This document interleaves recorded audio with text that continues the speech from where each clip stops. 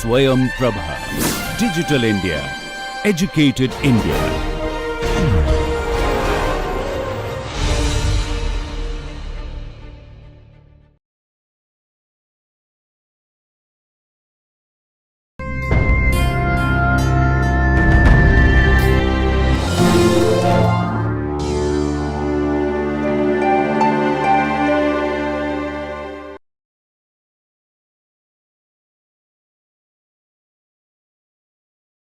Well, hello again everyone. We're continuing with our Ideologies course on NPTEL on the NPTEL program for 2019-20.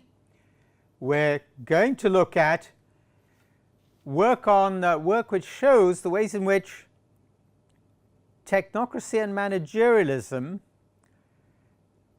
both have an immense impact on our lives, and we're going to try and analyze those impacts in the light of the theory that we've already covered. We have two published papers to look at. One, if I'm not mistaken, both are from the Economic and Political Weekly. I'll send you the links, of course, they'll accompany this lecture with a PowerPoint slide. As I've said before, we can't show you the text, but we can certainly send you the links. The titles are not copyright, and you can, if you have the chance, you can look them up yourselves. But let's take a look at these two papers. One is by B. Subhasri, a doctor, and a very experienced doctor, who was written on her upbringing, the kind of training she had as a doctor, and the kind of practices she saw when she started working. Secondly, she also talks about her own attempts to change some of those. The second paper is by, as I mentioned before, by Rita and Abhijit Kothari, and it's on management training in India. Some of that may have changed since the paper was written, which was about I think 6 or 7 years ago. But we'll cover these two papers, Subhasri and the Kothari and Kothari paper, in succession.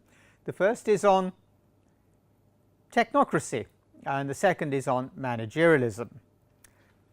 Okay, well, the first paper is by Subhasri. We'll start on that now. And she writes about the way the medical profession views women's bodies. The paper was written perhaps 6 or 7 years ago, maybe a little bit more recently than that, and she draws on her own personal experiences as a medical student in a government medical college, then in her further training, and then her work with a Dalit women's organization, to reflect on the way the medical profession looks at, as she says, the woman and her body. What about her background? She had a very traditional Tamil Brahmin family background, as she says, joint family, traditional values, and she says it was the outside world that taught her and her female relatives, her cousins presumably, and her brothers and sisters, and her sisters that is, that there were restrictions, that women were discriminated against. She says in her household there was no such thing. And that includes television coverage as well, that taught them how women are discriminated against in society. Of course, starting her periods, the menarche, as she says, brought its own set of taboos at home. She was expected to confine herself to certain spaces, not to enter the kitchen or touch others. It was her grandparents who were much stricter about this. Her parents were less strict. And there were times when she rebelled. But she had instilled in her the idea that women's bodies were, I quote, dirty, especially during, again I quote, those times. Well, anyway, at school and at home, great value was placed, as she says, on science because of its supposed objectivity and neutrality, and something that was looked up to. In her family, they were all expected to, in Subhasri's family, they were all expected to follow a career in science. They had scientists for parents, an engineer and a mathematics teacher, and so science was the obvious place to proceed. Well, she got a place at a government medical college in Chennai, and very early on in anatomy, groups of them had to dissect a cadaver. That's what doctors do, part of the training. And they had to compare the textbooks with the actual cadavers they were dissecting. But Subhasri also talks about the nature of this encounter with the human body in the form of a dead body. She says the human body was, I quote, transformed into something as dead as a log. It was not seen as something that had once been a person with life and experiences and emotions. And she cites authorities who say health problems begin as much in the community as in the body. Well, we know that if we think even for a little bit about that. And she cites this to say this is one of the most important things health workers and their instructors have to learn. But what happened in the actual dissecting room? Well, they were given very sudden exposure to cadavers, and the impersonality of the encounter and the context did, as she says, help students cope. They sometimes gave the cadavers names, which may have been irreverent, but it may have been a coping mechanism, as she recognizes. And each body was studied separately. They studied a few in each semester, depending on the areas of the body, the upper limbs, the lower limbs, head and neck, chest and abdomen, and so on.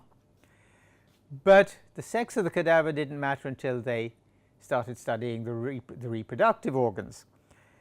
And when they worked on a female cadaver, they were learning about the anatomy itself of the female external genital organs, and of course the internal reproductive organs. And the diagrams in the book seemed too complex, and nobody really wanted to talk about the issue openly, and it was always called the female anatomy, but something that they didn't identify with as their own, the women in the student group in the class.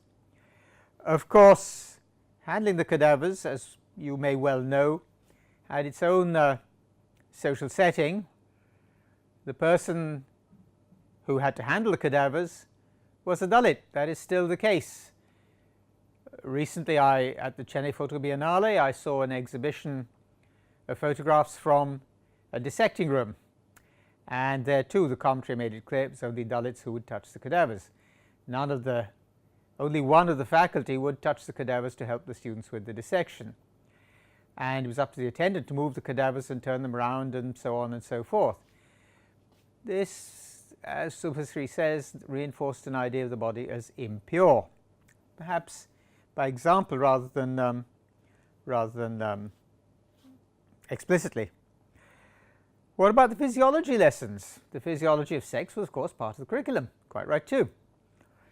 But the sexual act was described, and the processes of the male anatomy were described in great deal, but none of this was connected with pleasure or with men's or women's sexuality. And Subhasri gives an excerpt from the textbook that they were using, and this did two things. It impersonalized the physiology of the human body in respect of the sexual organs and the reproductive organs, as it did for the rest of the human body, and it equated female sexuality with childbearing. That particular textbook did, and she calls this patriarchal. Very likely, of course, right? So, I mean, the book, she actually quotes the passages from commentaries on this kind of book, and the attitudes involved were expressed most clearly in the way they were taught about the medical examination of a rape victim. This was part of the curriculum, but there was no discussion about how to handle such a situation sensitively. The practicalities of taking the samples to a court of law were never demonstrated, and the textbook simply spelt out what the law said. Subhasri quotes passages to show that those textbooks were very misogynist. For example, she quotes Flavia Agnes, who has written about this, and Flavia Agnes says, I quote, "A medical jurist has great responsibility, but very often they will find that the only reliable evidence depends on the liberty or life of a fellow being." That's a quotation from Cox, cited by Flavia Agnes. On the other hand, the concern for a victim of sexual assault is singularly lacking. It is little wonder, Flavia Agnes says, that young doctors make unwarranted comments about the conduct and character of a rape victim based on the level of elasticity of the vagina. The woman's chastity, morality, and virginity is put in the dock. That's a quotation from Flavia Agnes. The classes on rape and sexual assault were taught separately for men and women students.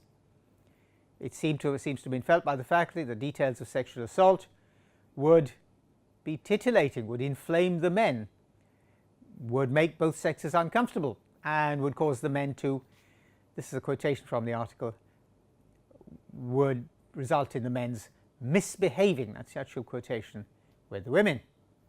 So even the teaching modalities, the ways things were taught, as Supersiri says, reinforced gender stereotypes and saw sexual assault from a, as she says, a voyeuristic perspective, rather than a way that brought out the criminal nature of sexual assaults, which is exactly what they are, criminal offences. Now, they of course had to do forensic medicine studies, and this meant witnessing post-mortems done for medico legal purposes. Again, the bodies were handled only by Dalit attendants, and the medical officer in charge would take detailed notes at a distance from the table. The attendants seemed to be, or she says used to be, perennially under the influence of alcohol, presumably to cope with the stench and the stigma of their work. That is of course thoroughly understandable that they were drunk at work, even if it's unacceptable. Well, what about obstetrics and gynecology? And this department, this teaching department, was filled almost exclusively with women dealing with women. And Subhasri says she experienced magical moments of childbirth, day in and day out. But the rhetoric, the language, talked about the patients as patients. The outpatient area was arranged like an assembly line, presumably she was referring to factory assembly lines or production lines. All women who attended as patients had to go through a set of procedures and medical history and so on, and standard indicators, blood pressure and all the others were taken, and they were then, as Subhasri says, shunted off to the pelvic exam area. A senior gynecologist would see the patients one after another, and there was no time for the patients to dress or undress. All this was watched by groups of medical students, and the students also read out the medical history of the patient. There was no privacy, and anyone who mentioned this, well, was scolded and dismissed, sent off without the medical examination, without the pelvic examination. There was, I quote, no attempt to understand the context that she came from and her concerns, and to help her undergo something as traumatic as a pelvic exam. Similar things happened in the labour room, the delivery room, and much of this was done on a cold, hard metal labour cot with none of the family or friends around. There's no process of explanation or any such thing. The duty obstetrician was usually of assistant professor rank and would come in every 4 or 6 hours and do a sort of general round. A pelvic exam was done on each patient, one after the other. So what were the conclusions? The human body was just a body. The human body was impersonal, not something each of us lived and experienced, lived with, lived in, and experienced. It was also dirty. Social norms that assigned dirty jobs to Dalits were adhered to. So the social norms permeated the training establishment, the entire medical college. The difference between men and women this is again, I quote from Subhasri, was only to do with the anatomy and functioning of the reproductive organs. That's the exact quotation. Emotions, pleasure, sexuality were essentialized into mere physiological processes. The woman's body was seen as titillating, and it could induce men to be aggressive. Men in power could use this hierarchy to abuse women. The woman's body was also something to be careful about. Women accessing healthcare, as Subhasri says, were a set of diseases, abnormalities, and physiological processes. That no doubt could be said about men patients as well, but Subhasri has quite rightly identified the particular ways in which this perspective affected women. And in addition, the physiological process of labour was seen to be pathological. Does that mean childbirth was seen as pathological? Women undergoing labour become patients? And these kinds of attitudes permeated the institution. They were repeated in the textbooks, they were repeated by teachers, they figured in the teaching methods and the ways teachers behaved and the system functioned. It also affected the ways the students were taught to socialize with their patients, referring to them as cases, as separate body parts, and as diseases rather than living humans, taking care not to get too involved emotionally with them. Well, Subhasri then went on to specialist training in gynecology in and she says, a premier academic and teaching institution in northern India. She says this was a revelation. For the first time, she saw women being treated as human beings, and this was an enormous difference for her, a real change. The whole process of labour was treated with respect. The women who were undergoing labour were treated with empathy. Senior teachers reinforced the importance of being respectful to patients by being role models. Simple things like covering the patient while examining her, providing adequate privacy. These were drilled in through daily practice. Now, this was obviously a very different world. And after that, after her postgraduate training, Subhasri moved to, as she says, a premier institution, a teaching institution in southern India, as a member of faculty in obstetrics and gynecology. She says this was also extremely rewarding. She saw birth companions being allowed inside the labour ward. By the way, this has been done for decades in other parts of the world. I can remember watching a delivery on television in the Netherlands. I mean, it was on British television. I had one particular program I happened to be watching. On British television, I watched a delivery in the Netherlands, and you didn't see the delivery itself. The woman was covered, and the husband was in the room throughout, helping and aiding and participating. And that must have been, when did I see it? 40 years ago? Well, perhaps things are changing in India too.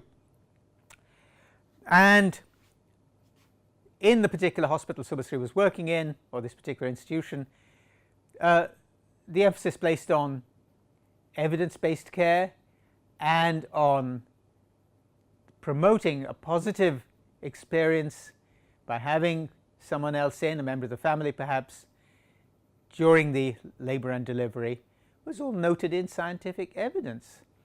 Caesareans were audited once a month at a departmental meeting. Hysterectomies were also audited before the surgery, and so on. And this particular institution took great care to visit its peripheral hospitals, rural and other units to which they were attached in other parts of the state. And this gave students a sense of the infrastructure and resources in village settings, district settings, and help them to understand the realities of women's lives in these areas. The point is that senior faculty in this institution as well emphasized the importance and value of treating women patients as women as people, presumably by implication men patients as well, by implication. Well, Subhasri here is talking about the way the medical profession sees women, or saw women during her training. She then goes on to talk about bodies as seen by the medical profession as against bodies as seen by women. She moved to a community health project in Maharashtra, and discovered an enormous gulf. She says an acute dissonance between how women viewed their bodies and how the medical profession viewed their bodies. The health worker training, which was part of a national program, curriculum was stated nationally, contained a lot of medical information to be imparted to women. And one of the significant elements was women's reproductive health, of course. Now, this involved a session where women were given the privacy to explore themselves using a mirror. Now, Subhasri says that during this session on exploration, some women outright refused to look at their own genital organs. Some others used the opportunity to explore their body. Some were surprised, others were relieved to discover that they indeed had a clitoris. Some felt a sense of shame looking at their private parts. We shouldn't be surprised at this multiplicity of reactions. The point is, what is the doctor to learn from this, or the medical student to learn from this? Well, one thing Subhasri noticed was that for a lot of the women there was a deep sense of shame about the body parts. And as we know, the names of women's private body parts are often used as obscenities and curse words. So she says that. And of course she continued with the training, and this also brought out, this gave the women presumably the confidence to start speaking about their experience of sexual abuse, in this case from the village school teacher. And of course that had never been spoken about in the school. Many of them had been at the same school, and of course they'd never spoken about it openly, but the training session encouraged them to do that. They also started to talk about the taboos they faced during menstruation and beliefs about how anything they touched during this period would, I quote, go bad. And some said how they'd rebelled, so in their families and in other contexts, and saw for herself that food she touched during her period didn't go bad, and so on. So this even occurred when she went to a temple. Apparently she had been led to believe that she would go blind if the god in the temple wanted her to, because she didn't have any children when she started her periods. She went into the temple, walked out again, nothing happened to her, and she later had a child. Well, the point here is the attitudes of the medical staff concerned, and the attitudes with which they were taught during their training. Subhasri points out, as she moves towards her conclusion, that there was a good deal of physical abuse in a number of institutions of women during labour. This is an example drawn from Latin America, such as slapping women on the insides of the thighs during labour, pinching the labia or the perineum with surgical instruments, cutting the perineum, and suturing without adequate anesthesia. And this is all reported by women frequently in the studies that Subhasri cites.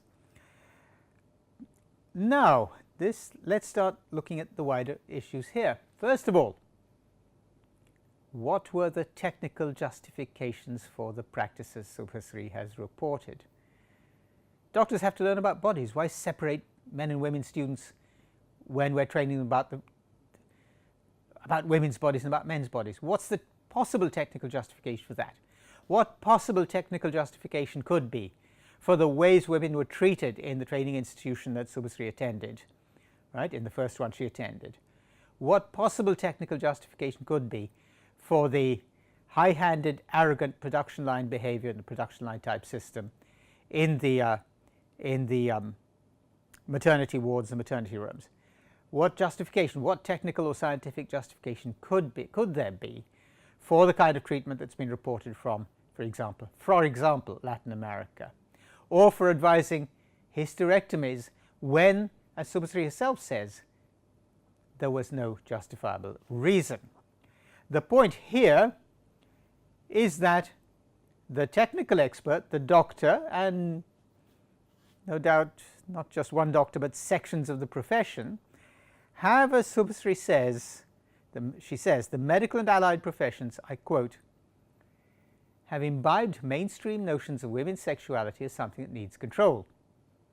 In a hierarchical power relationship between the healthcare provider and the woman accessing care, such power is exerted through denigration of her sexuality. Subhasri goes on here.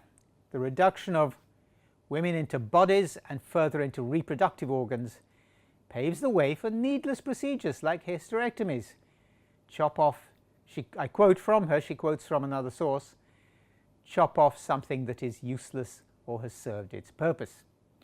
And also helps commercial interests within the medical profession. We saw this with the issue on the technocracy and the licensing of drugs, the British paper published by Abraham and Shepherd following a field survey.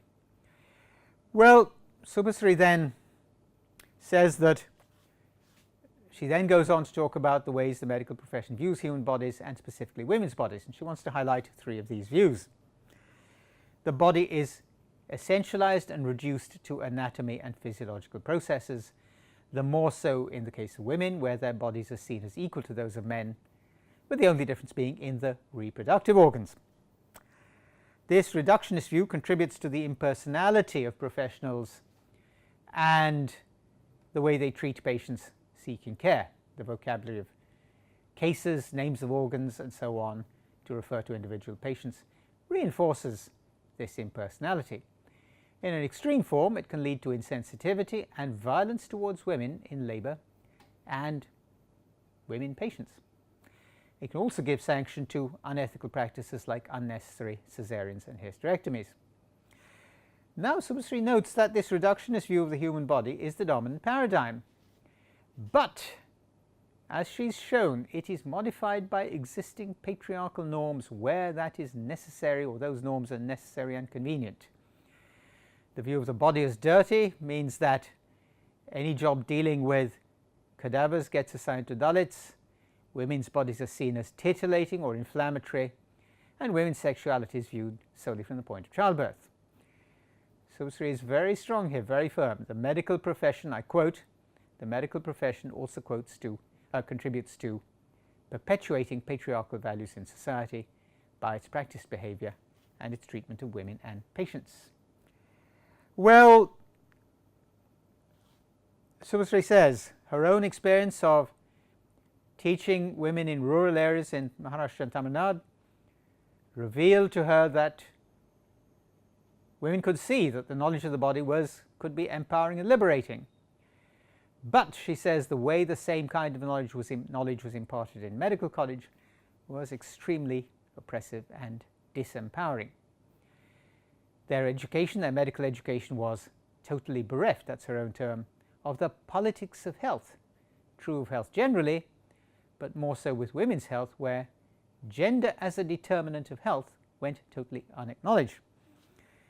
Subhasri says a great dissonance exists between the way medical training, professional training in medicine, and the established behavior of the qualified professionals.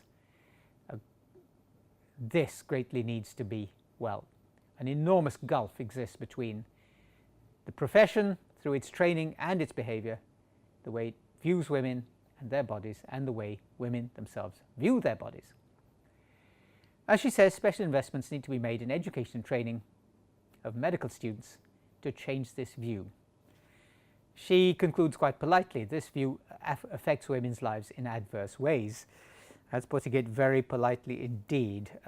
There could be much, much stronger descriptions of the nature and training and of doctors, as Subhasri says, particularly in relation to women. Yes, this would be true of the way men are treated as well. The significance of training and medical attitudes for women is what Subhasri has brought out here, and she's very forceful about it. The thoughtful, reflective conclusion that medical education and training need to be changed is put very politely. She could have put it very much more strongly and left to myself. I'm sure if I had the chance I would certainly do so. But she's made the point in a very forceful, Subhasri has made the point in a very forceful and clear paper, drawing on her own experience in different kinds of institutions and her attempts to change attitudes and practice in her own work. So that concludes our examination of technocracy. The point for us, the real point for us, is to identify not only the conduct and training and the practices concerned, but to identify the ways in which moral, political, social attitudes permeated the training. Well, we shouldn't be surprised about that. The question then is, in what ways can particular practices and attitudes and comments and particular ways patients are treated, in what ways could they possibly be, could many of them possibly be justified by the claim to technical knowledge? I'm a doctor, so I'm going to treat you like this. Well, what is it about being a doctor that justifies a doctor in treating patients in the ways that Subhasri has described? Now that is really significant, right? I may have mentioned the Black Report earlier, published in the Black Committee reported, or Professor Sir Douglas Black reported in 1980, if I'm not mistaken. In 1979, a Conservative government had, the Conservative Party had won a majority in the British Parliament. Senior figures in the Conservative Party, and no doubt other wider sections of membership, seemed to have been convinced that poorer patients were using the British National Health Service to an excessive degree. Professor Sir Douglas Black, FRS, was appointed to investigate. His conclusions were so embarrassing to the government that the report was embargoed for publication, I think for about 14 months, and may have been timed for release after the United Kingdom had won the Falklands War, when the government confidently and rightly expected to be re-elected with a big majority, which it was. The Black Report is freely available on the net.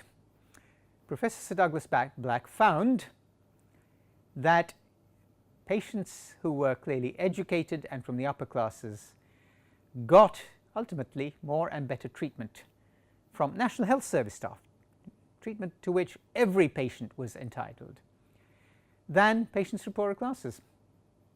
And they got explanations, they got more polite treatment, they got ultimately better medical care.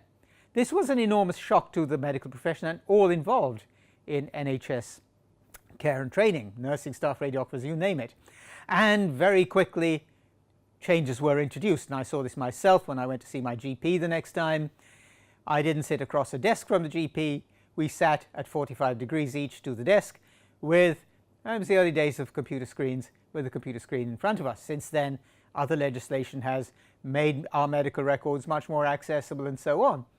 But it was clear that very quickly that the Black Report had made a difference, a significant difference to training.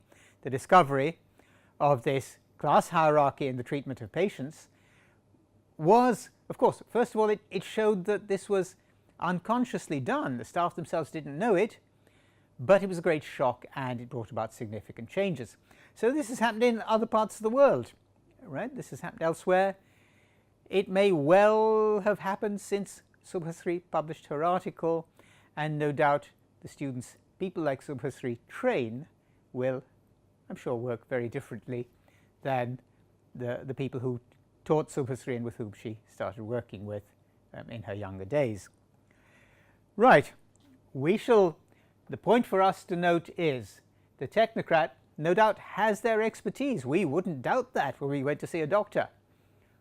But we need to be able to see in what ways their conduct towards us can be justified by their technical expertise. In other words, at what point are they importing their own moral, social and other presuppositions, and could they justify those presuppositions on technical grounds? That is the point about technocracy.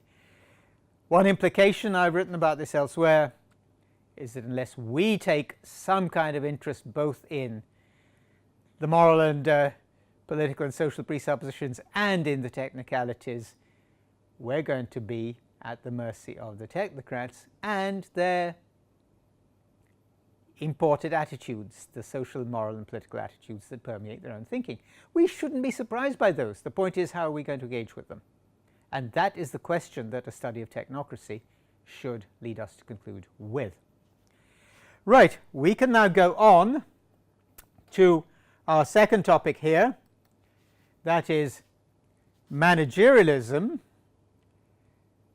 our second worked example.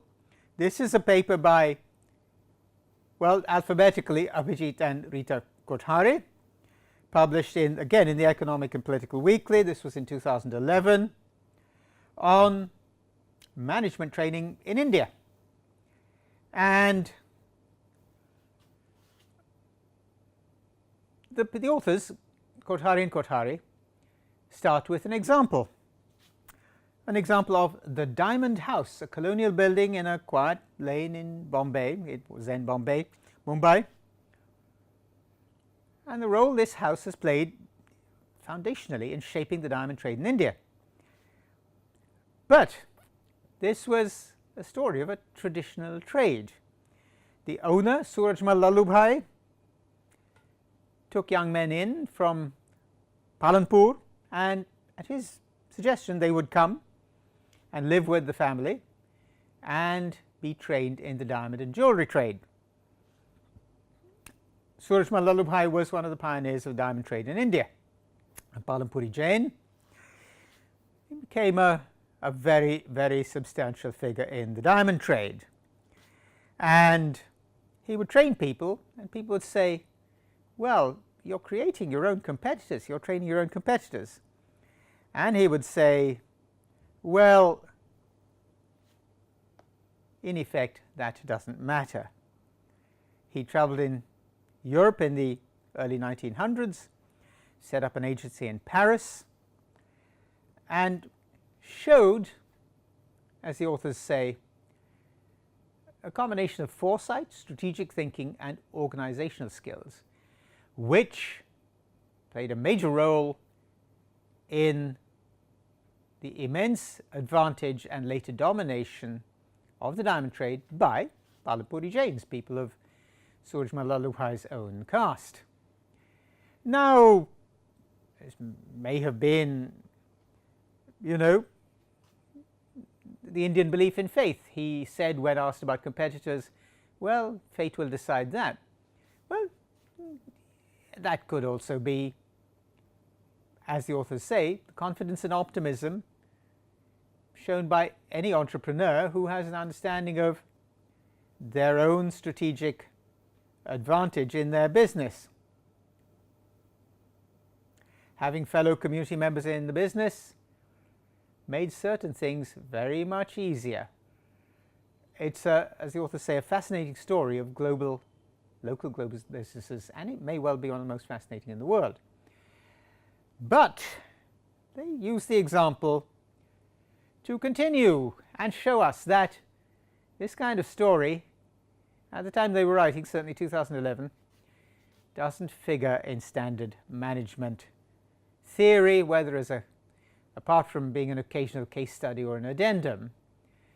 Now, this kind of theory would be deemed to have little value. It would exist by itself as a narrative, providing insights on the roles of trust and strategy and so on.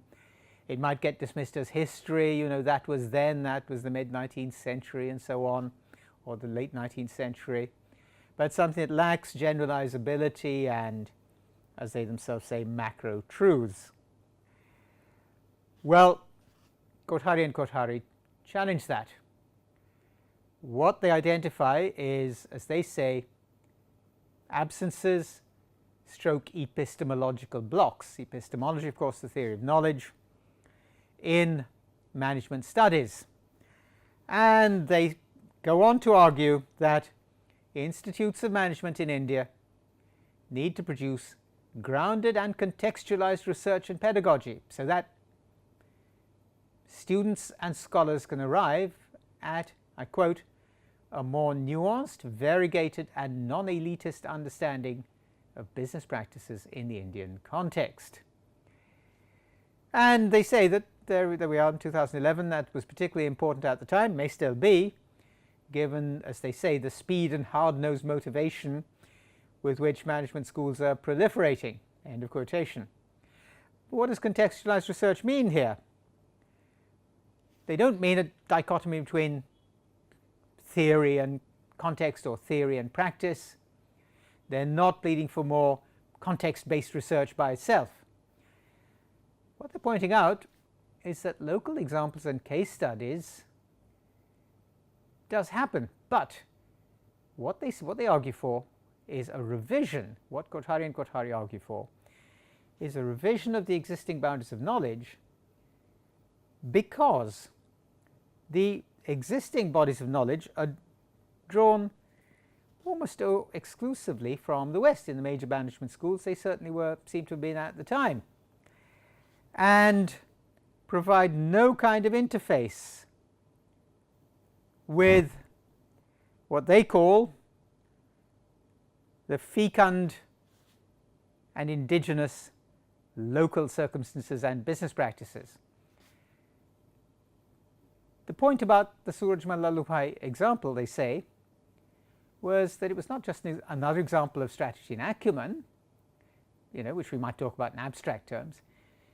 It draws attention to the role played by kinship networks, by religion, Jainism in this instance, the social structure of the community, and by economic and social capital in inseparable ways. The point is that the kinship networks, the religion, the social structure of the community, all create economic and social capital. That may not be new, but what Kothari and Kothari want to bring out, and what they argue for, is that these are non-replicable strategic resources in this particular business group, in this case the Palampuri Jains.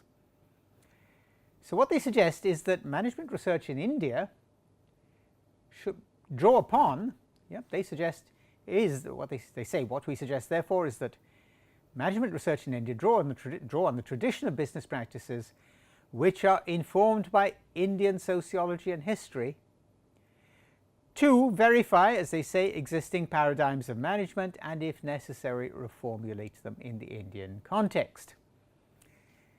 The outcome may or may not lead to, as they say, to an Indian, in quotation marks, management framework, but as they say, this practice, this interrogation, this investigation of Indian management practices in their social, moral, religious location, as they say, will certainly help generate an interrogation, a questioning of management theories which they say are taught as unquestionable truths in India.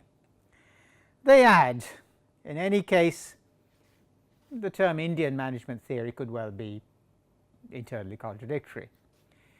The point is that they want to emphasize, and they're right, central to what they do is the interface between management studies and contextual knowledge, and this contextual knowledge, as I say, can be created under the rubric of disciplines such as sociology and history.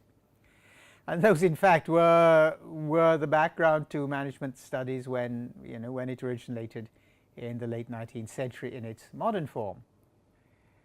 Well, Kothari and Kothari go on to talk about the origins of management theory in the United States. I've covered some of that in the lectures. I mentioned this particular paper briefly.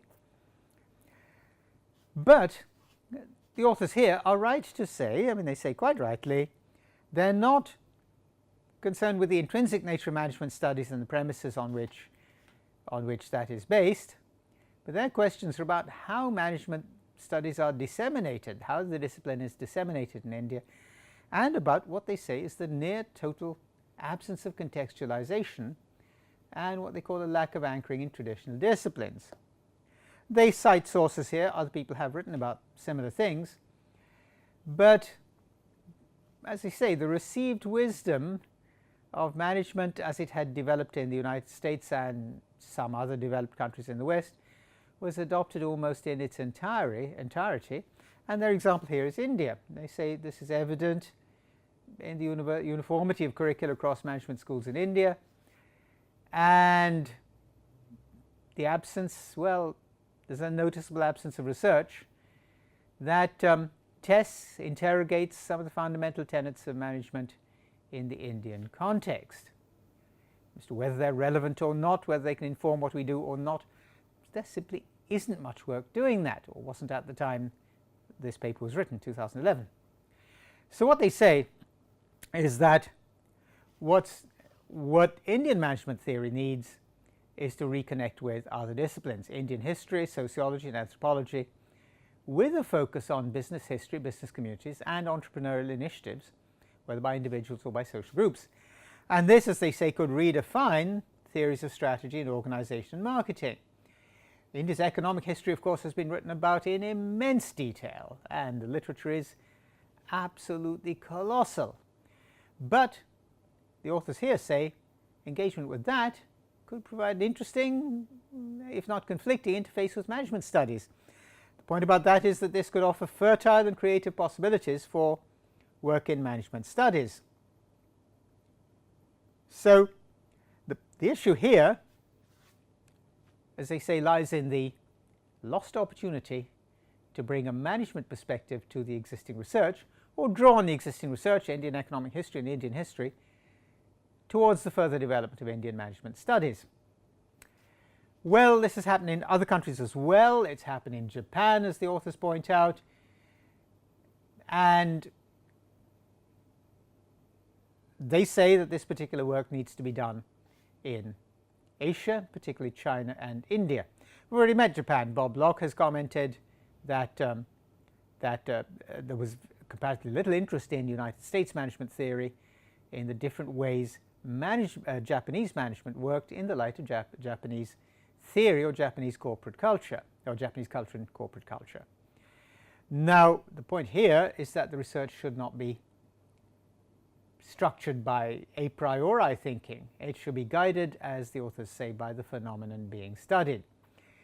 And that means the research would be located in unique and local contexts, and the aim should not be generalizability.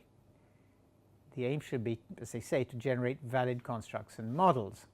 Rather than going in with the aim of generalizability, we should try and generate valid constructs and models. Of course, this would need the questioning of existing models and constructs and a strong grounding in the context.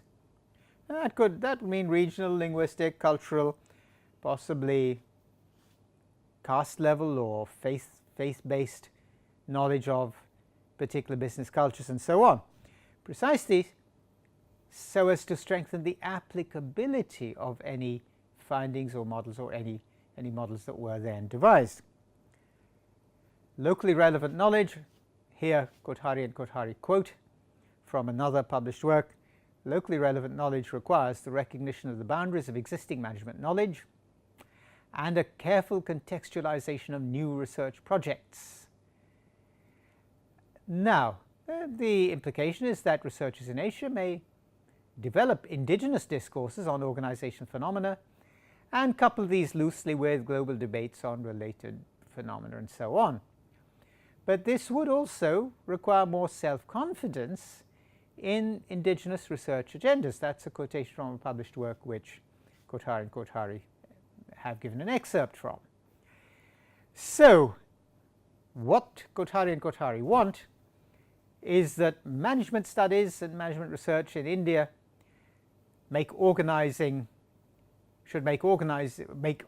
and robust linkages with knowledge produced in other disciplines, right? In other words, get reading other things as well and align the relevance of management theory to India, and document other interventions of a similar kind. And Kothari give sources here. So this could lead in some quite interesting directions. Meta reviews have been done. Some, and Kothari cite these, and some alternative theoretical frameworks have been provided by scholars who've even drawn on Indian scriptures to draw new models of understanding the self rooted in India's cultural tradition. Of course, cultural traditions in India are as complex as they are anywhere else, but Kothari and Kothari's point here is that this kind of work seems to circulate only within relatively small academic circles. So why is there not, why is there not more empirical field research on context of business activities and practices in India? And Kothari suggests that there is what I would call a kind of colonial hangover here. They don't say that, but they suggest that a possible answer is that India's first exposure to what we see as managerialism or management today was through colonial structures and colonial theories of management. They do note that management could be said to have started, the introduction to modern West management in India could have taken place with what they call the first multinational corporation, the British East India Company. Now, it was a result of British rule as well that technologies of the Industrial Revolution were made available to India, and the administrative and modern banking and managing agency system were introduced, in a sense, both by the East India Company and by the post-colonial power, by the colonial power. Now, what about the post-colonial Indian state? This largely continued with inherited colonial systems, as we know very well. We don't have to look very far to see that. Now, of course, post-colonial and postmodern and other discourses in the academic world, in humanities and social sciences, have successfully, often very sharply, interrogated and even undermined the edifices upon which Western knowledge is held to be superior. But this seems not to have happened, according to Kothari, this seems not to have happened in management studies. And that's their argument, that management studies in India could really benefit from field examination of local business practices. They do say management education in India started with the establishment of the IIMs, the Indian Institutes of Management, and they were set up in collaboration with American universities. Unsurprisingly, naturally, the early scholars who joined them were trained in the United States in research and, as the authors note, admirably high standards. But these were based on Western management paradigms, or perhaps we would go further and say United States management paradigms. New ideas have been welcomed, but the majority of new recruits to these institutions have carried out their doctoral and postdoctoral work in the United States as well. This isn't unique to India, but it does mean that in Asia as a whole, according to the authors, there is a, how should I put it, a dearth of specific research among Asian management scholars on local contexts and local business practices and so on. But what this also shows is that the ways in which management theory has been introduced into India has reinforced the dominance, the hegemony of the Anglo-American academy. Well, those are historical legacies, and those can be altered. It's very likely they already are being altered. But there are issues faced with research on access to larger firms and organizations, and legal disclosure requirements would obtain. Undoubtedly, firms may not be reluctant to be the subjects of management research, and this has been done. The Indian banking system, the Indian stock market, and so on have all been selected for research by a number of scholars in management. So yes, Indian contexts do get examined, but these are largely in the corporate and formal business sector, or what we might call the official business sector. And according to Kothari, management scholars have not paid enough attention to the small merchant, the small self-employed entrepreneur, if that's given in quotation marks, as well as firms and businesses in the unorganized sector, which may be a better term than informal or quasi-formal sector. Now, these are repositories of traditional business practices and historical legacies, and they're examples. They characterize a domain of business activity that shows the interconnection of sociocultural and economic factors in all their complexity. Now, apparently, even if the contribution of society, historical inheritances, linguistic and regional factors, perhaps faith membership and so on, has been acknowledged. Even if those factors have been acknowledged, we would really need access to insiders in the business in order to gain the data we might need as management scholars. That is, sensitive data such as sales figures and profits. That might be tough enough to obtain anyway, but unless we really knew the context, the task would be even harder. Gaining access, of course, would depend on social and familial issues, the motivations that drive traditional Indian business people, and we may need to be an insider in the first place. How are we to overcome that if we're management researchers?